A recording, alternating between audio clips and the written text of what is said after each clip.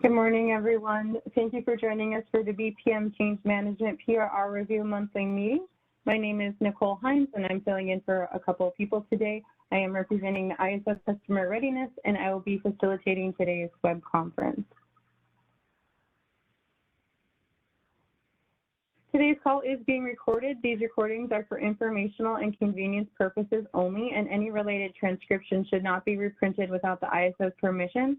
As a reminder, these monthly calls are structured to stimulate an honest dialogue and engage in different perspectives. While we welcome comments and questions, please remember to keep comments professional and respectful. We will be taking questions throughout the call today. If you are dialed in by phone only and not on the WebEx, you can enter the question queue at any time by pressing #2 on your telephone keypad. If you connected audio through your WebEx platform, please use the raise hand feature located above the chat box in the lower right-hand side of your screen. Please introduce yourself before asking your questions. And if you need technical assistance during the call today, please send a chat message to our event producer. The purpose of today's meeting is to discuss proposed revision requests that are in the initial recommendation stage.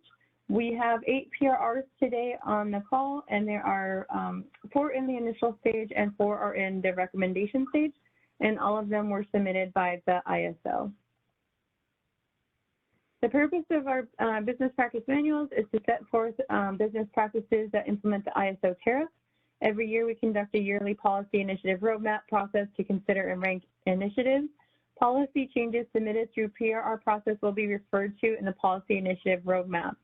Each subject area in a BPM is based on enabling language in the ISO tariff. The PRR process cannot be used to introduce changes that are not supported by existing tariff authority. Our first PRR is the full network model BPM in the recommendation stage, PRR 1483, full network model scope change management process, and I will hand this over to Vivian. Thank you, Nicole. For PRR 1483, this PRR includes several changes. First, update Exhibit 5.1, and for the model update process flow in section 5.1 to add a late scope change request deadline, and update the section 5.1.3 to describe the high-level process of the FNAC model scope change management. And lastly, to rearrange the content in section 5.1.4.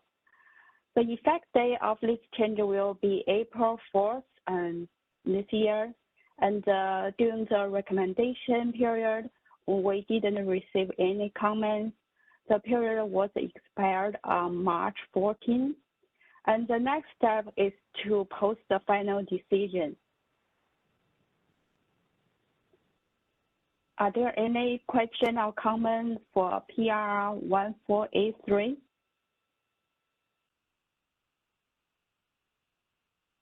There are currently no questions in queue. Thank you. Thanks, Vivian.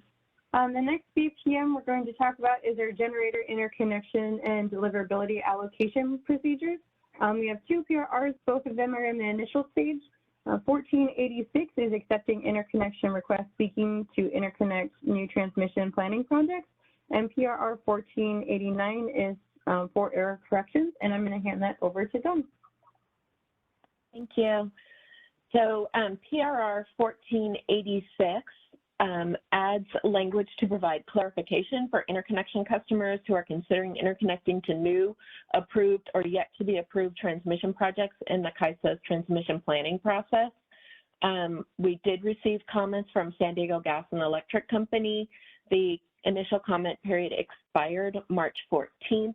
The next step is to post a recommendation, and I did post a response to San Diego's comments in the tool. This is an emergency PRR that was made effective on February 9th, 2023, and the changes are visible in the BPM library. The second PRR 1489 is a revision to correct errors.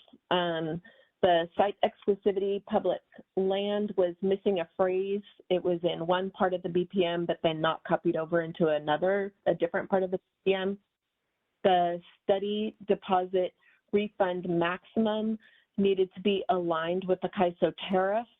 And when I did a PRR, I believe it was a couple of years ago, to remove the least squares calculation, I neglected to delete a graphic that had the least squares calculation for transmission planning. So that change was also made. We received no initial comments, and the comment period ended March 14th of 2013. The next step is to post a recommendation. And I think someone may have wanted to say something, maybe on the prior PRR. Yes, we do have a hand raised. Seth, go ahead. Your line is unmuted. Yeah, this is Seth with DC Energy, and I apologize. I actually was trying to raise my hand on the last one, and I was late to doing it. I think we went through PRR 1487. Is that correct?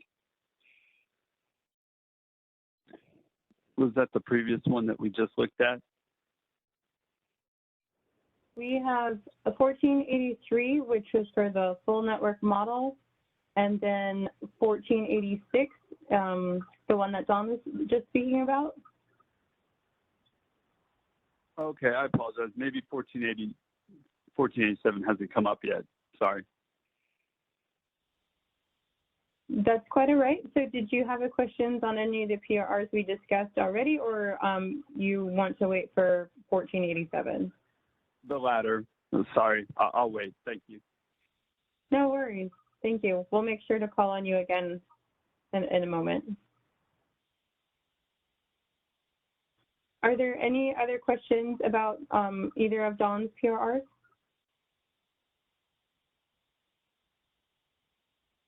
There are currently no questions in queue. Okay. The next BPM we're going to be, thank you, Don.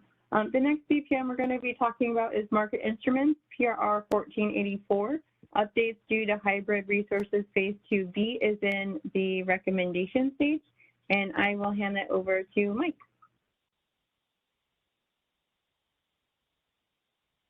All right, thank you. This is PRR 1484. The reason for this revision is that it updates support of the hybrid resources phase 2B project, including ATC structures, market processes, dynamic limits, examples, and diagrams. Currently no comments. Recommendation comment period expired March 14th. Next step is to post final decision.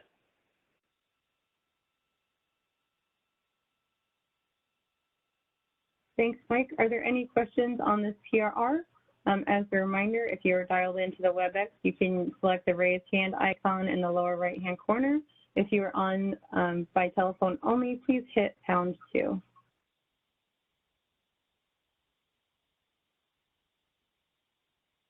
There are no questions in queue.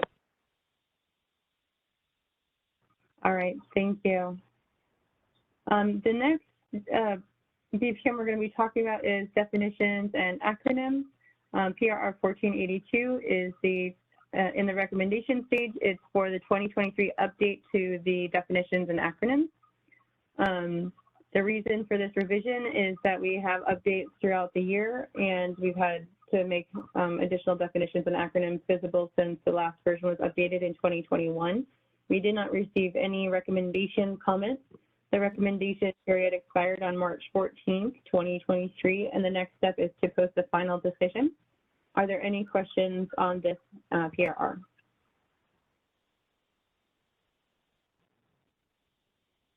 There are currently no questions in queue.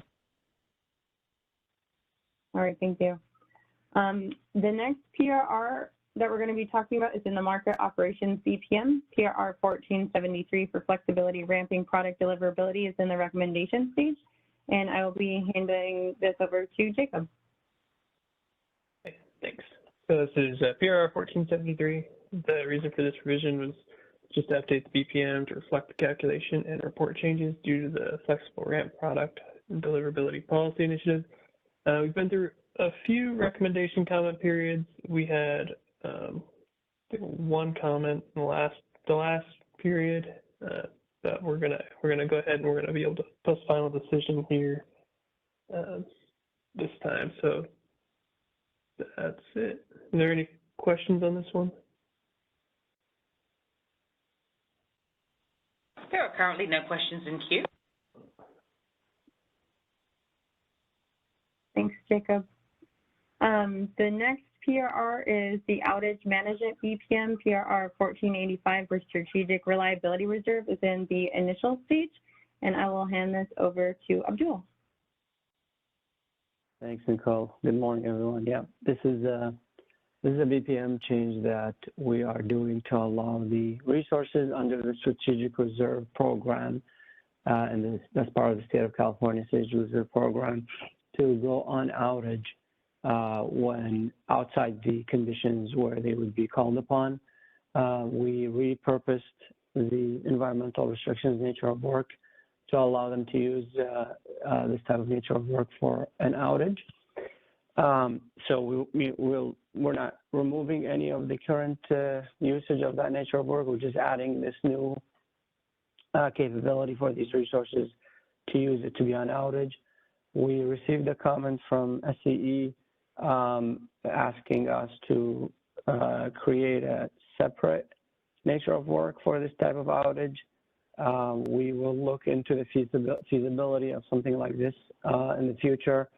However, we need this repurposed soon for the summer. So for now, we will stick with the environmental restrictions or environmental limitations, and then we will look into the feasibility of creating a separate nature of work. Also, SCE noted that the current language might be confusing because we're adding the sentence. It might indicate that a resource that needs to fulfill both conditions, the current definition of the environmental limitations, and this new added sentence for strategic reserve. So we agreed to add the word also at the beginning of the new sentence. So we'd say, also to be used by resources under strategic reserve. This way, it's clear that we're not taking away this nature of work from any of the existing resources that currently use it that have environmental limitations. Instead, we're simply allowing the resources under the California Strategic Reserve Program to also use this nature of work to be on outage when outside the extreme conditions when we call upon them to help out. So we'll have that change, I think, posted today, Nicole, I believe. And the initial comments period has expired on March 14th. And next we'll post the recommendations.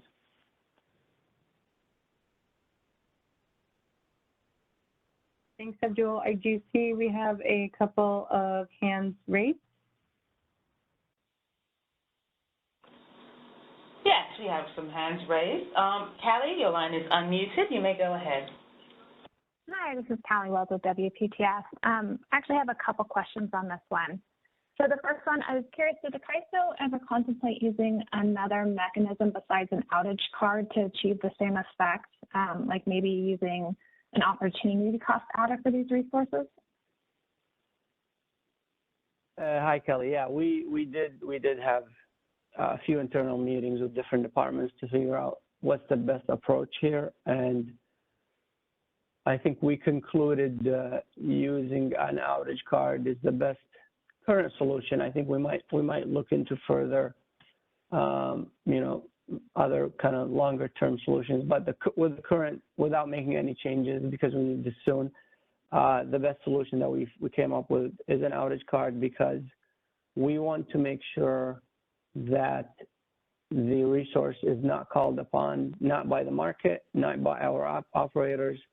An opportunity cost adder might prevent the market from dispatching the resource, but it will not prevent the operators from thinking it's available and exceptional dispatching it. So the plan is to keep it out of service, make sure no one is dispatching the resource except when the specific circumstances that we were going to outline in our procedure that fulfill the California state program, where we call upon them only upon, extreme conditions. Okay, I appreciate that clarification. And actually, that's a perfect segue into my second question. So I think the current language in the BPM uses extreme events, but it's not capitalized, so it's not a defined term. Are you guys considering adding language to clearly define what those extreme events are? It sounds like maybe you're going to do this in a procedure, adding that clarification there. So we have I forgot which procedure. I'm not making the changes. Someone else in the CAISO who's making the procedure change. I think it's not finalized yet, but there will be a change in the procedure to clarify the conditions and the process of dispatching these resources. And I believe that's where, these terms are defined. But I'm not running that. That should go through the procedure change process, so you'll see it there when it gets submitted. I'm not sure if they submitted it yet or not, but you'll see all that draft language there. Okay, and if there's any way to maybe consider in the BPM language itself pointing to that procedure, I think that would be really useful so that it's easy to kind of track once this goes into effect. But those are my questions. I really appreciate it. Thank you. Okay, thank you, Sally. All right, we are moving to the next question in queue. Trisha, your line is unmuted. You may go ahead. Okay, so first, I agree with Callie on all of her comments, and I'm from TID, and we are going to have one of these strategic reserve programs and one of the units that will be participating and are in process of setting it up. So it would be nice to know where those outline and procedures are going to end up, as she said, in the BPM. So that's one. And then number two, there was a couple of different routes that we could take to get the units registered. We could either choose to register it as a dynamic resource or an EIM.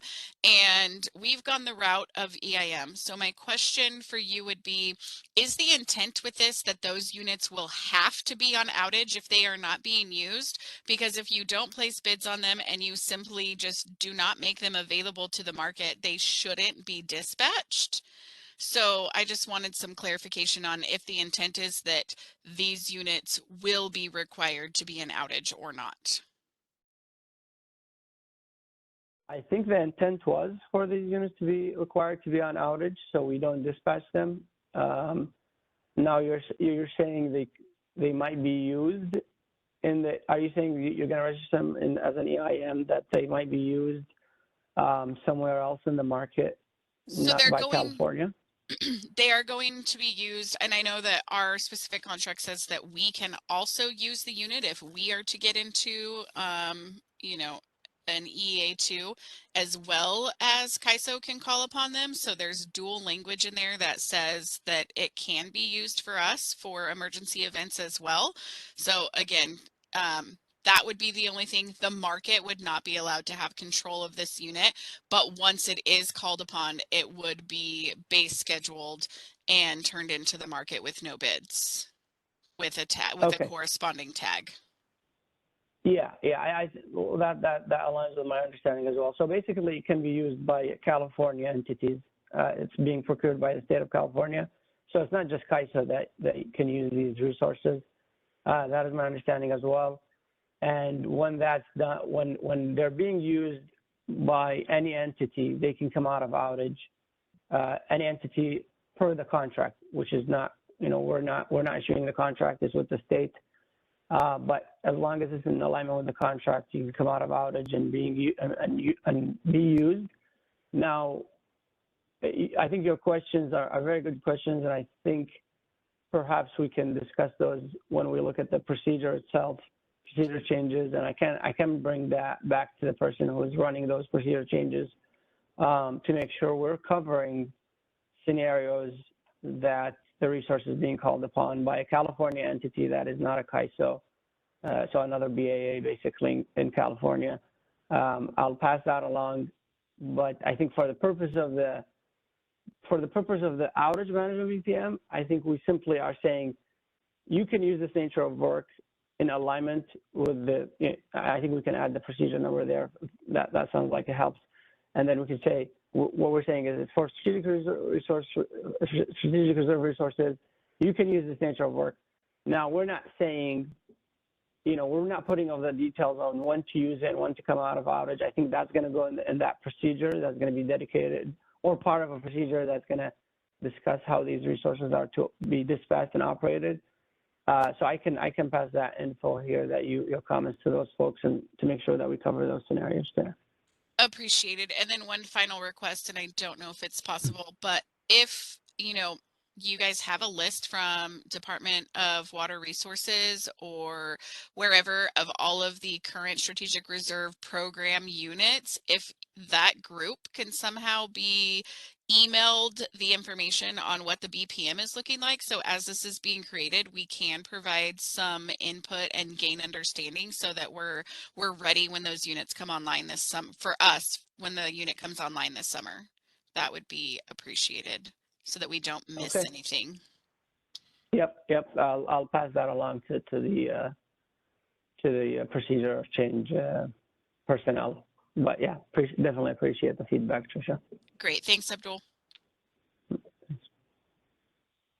All right, moving to the next question in queue. Carrie, your line is unmuted. You may go ahead. Thanks. Hey, Abdul. It's Carrie Bentley. I'm with GenOn today, so also representing one of the units that's going to be in the Strategic Reserve. I just wanted to ask if the operating procedure you meant is the same as the one that's already been updated.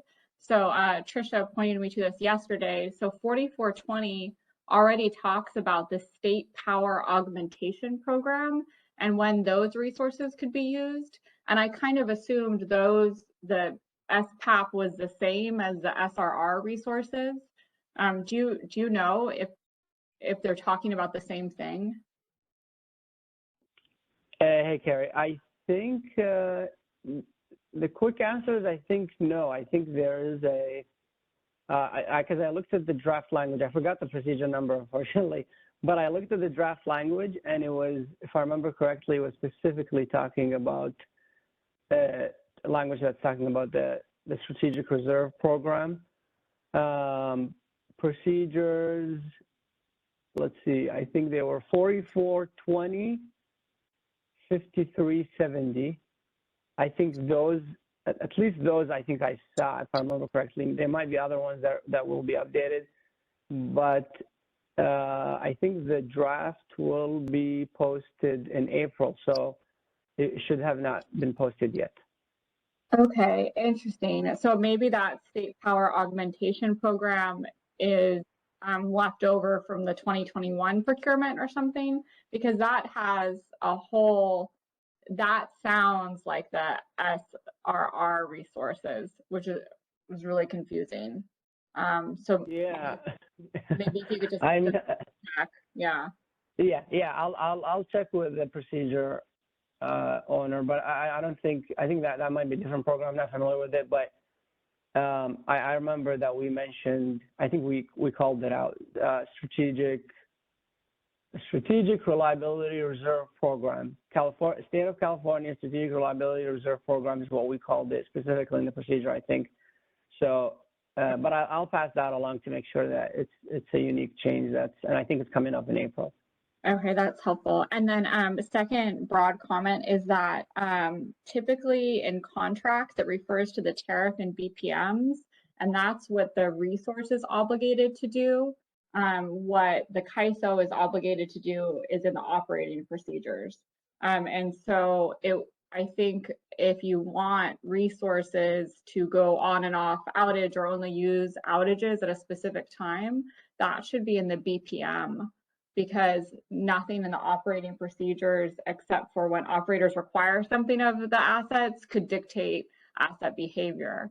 So things like during extreme events, the use of an outage, or not during extreme events, you want a resource on outage all the time, that would have to go in a BPM, not an operating procedure. I see. Okay, well, I'll take that back to the team. I think we had some lawyers on that team, but yeah, if it needs to go in a BPM, then we have, maybe we'll have to update the BPM further to explain how you know, when to go on outage. But I'll take that back for sure.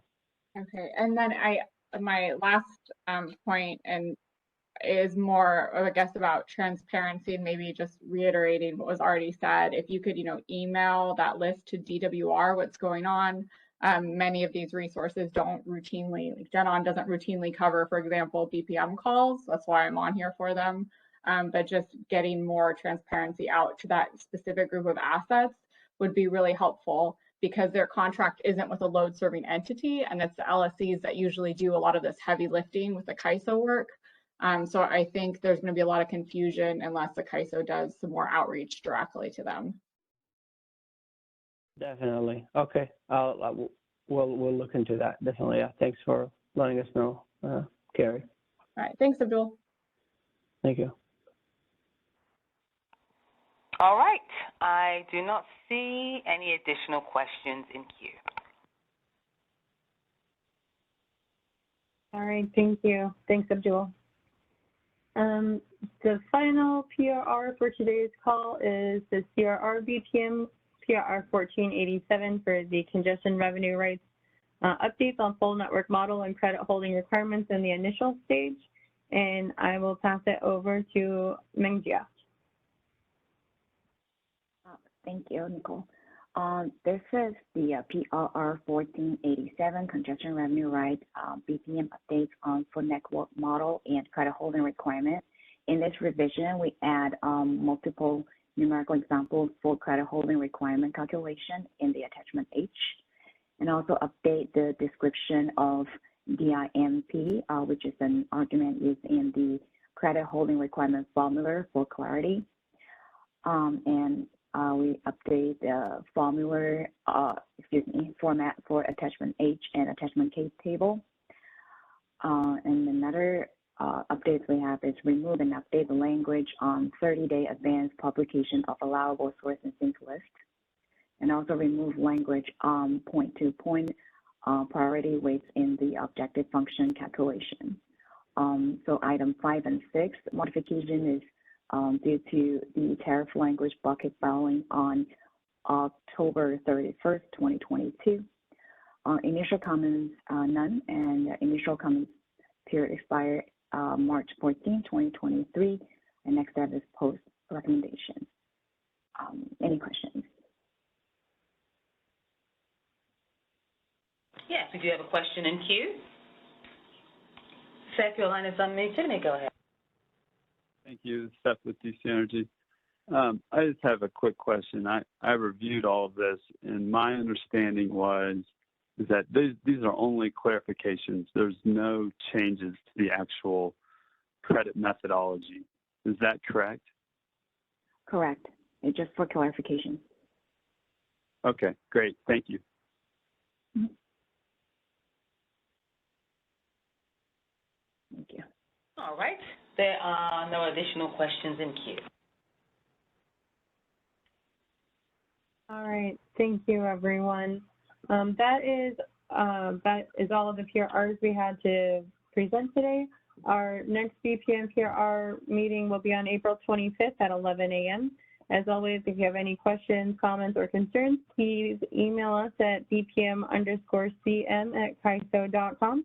Thank you very much for your time, and I hope you all have a great day. That concludes our conference. Thank you for using Event Services. You may now disconnect.